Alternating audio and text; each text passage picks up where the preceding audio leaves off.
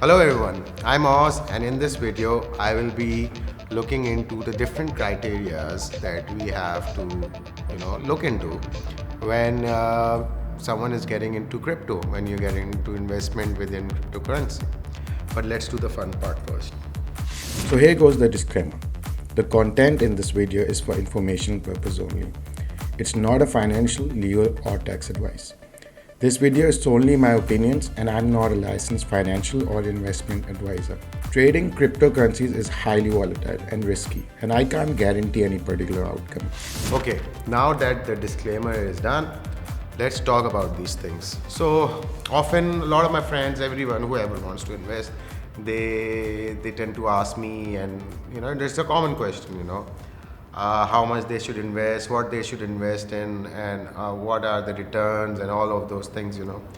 So the first thing is that you have to answer certain things. The whether you want to be the first one is that whether you want to be a long-term investor, a mid-term investor, or you want to be a swing trader, or you want to really be involved and and be a day trader. And for all of these different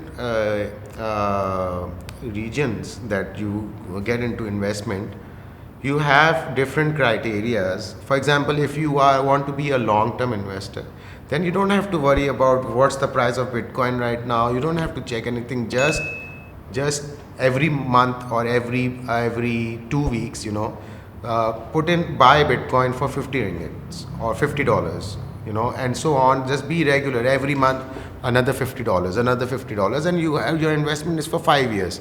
So you don't have to worry whether the price of the Bitcoin is up or down, because when you average this out, you're gonna be in a win-win situation. So basically, there's a cycle of about 4 years, which is the same cycle in stocks as well. So there's a cycle where you go up, you reach an euphoria stage, and then you come down. And then there's 18 months where the bottoms are being developed, and then again the market cycle starts again. It's a 4 year cycle. So if you know your cycles, you work around it. But if you're a long-term investor, you don't have to think about it. Just keep putting in money, and then when you want to take out, that's when you need to think. Okay, I will take out in the euphoria stage when everything is high, not when everything is low. And not stress about it. Then there's the mid-term investor who's like per cycle. You invest into something and you say, okay, I'm going to just take out every 4 years. I invest into it when it's like 2 years halfway between, or 18 months, and that's like I have 2.5 years to keep slowly investing into whatever coins my friends told me or I researched on my own and stuff like that. And then you take out your money in the euphoria stage so that you make the best out of it. Then there are swing traders which could be from 2 weeks to 1 month to 2 months, a few months. So this is definitely you need some technical knowledge for this, to be able to swing, or some guidance or some signals or something or the other. YouTube is full of videos for all of these things, and I'm sure there's a lot of help out there. So in swing trades, again, you sit on it, you get a signal, you sit on it, or you get an inside news, you sit on it, and then you make whatever amounts, 1x means 100%, that's double your money, or 10x or 5x, that's 5 times or 10 times. And then there is day trading. Day trading is when you have to be really, really involved. So when you're really involved, that means, of course, this is something that you have to know. Again, swing trading and day trading, both technically you have to know these things. You have to do some courses, you have to learn these things and be on top of the market all the time. So these are the 4 areas if you just divide them like that, right?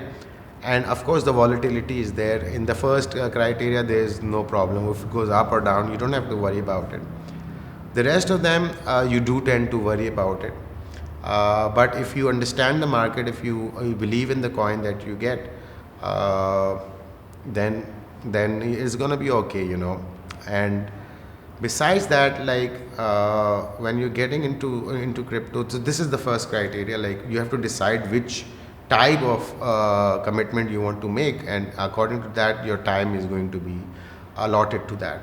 Then you need to decide if whether you want to be take some risk, or you want to be conservative, or you want to be somewhere in the middle. That is the safest is to buy Bitcoin in Ethereum. These are the top two coins, the king and the queen, and it's safe. It's only going to go up.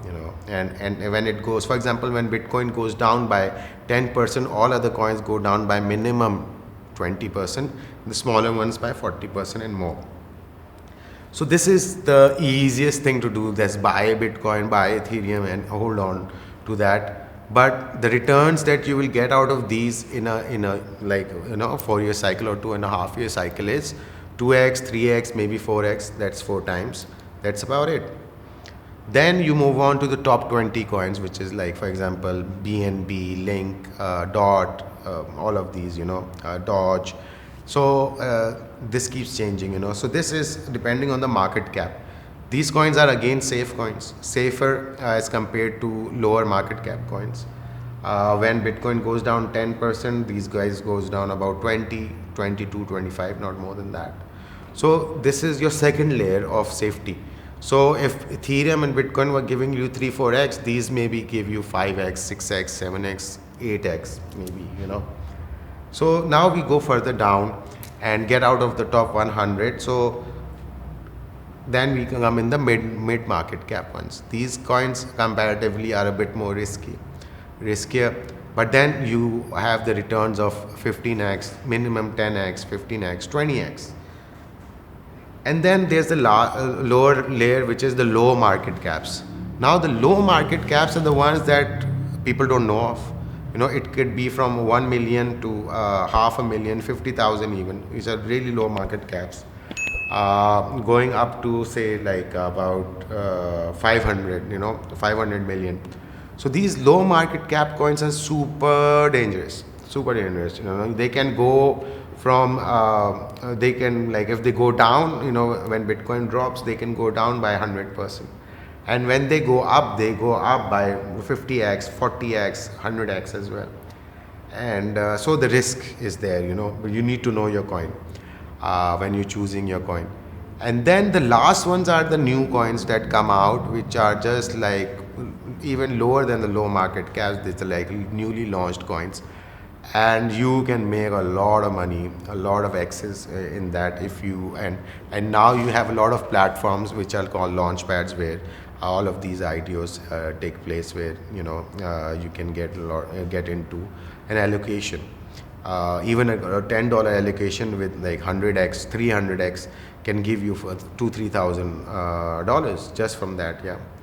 So it depends on your appetite of risk and how conservative or how fast you want to be about these things. Yeah. So this is what you need to keep in mind when you're deciding to get into how much time you can allocate, and then depending on your risk factor, then you choose between the coins that if you feel like, oh my god, I don't want to be stressed out and stuff, just stick to the top 20 coins. If you want to take some risk, you can go into other coins and then study coins and see which coins you can relate to, because remember one thing, this market goes down and then it comes back up, So if you cannot hold on to a coin that you like and DCA it, that's called dollar cost average. As it goes down, you buy more of it so that your average price becomes down. If you can't hold on to that coin, then don't buy that coin. You need to believe in that coin. You need to believe in what it's offering. You need to believe in the team behind it, and then only you will hold on to it. Else you will panic and you will sell it. So yeah, so this was my little take on what to keep in mind when you're getting into crypto.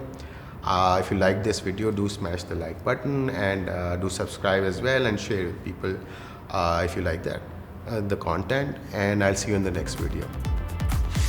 If you want to support me in making these videos, hop onto my Patreon, Ozwenwindu, link in the description below, to buy me a drink, get me a meal, or book a Zoom call with me. Thank you.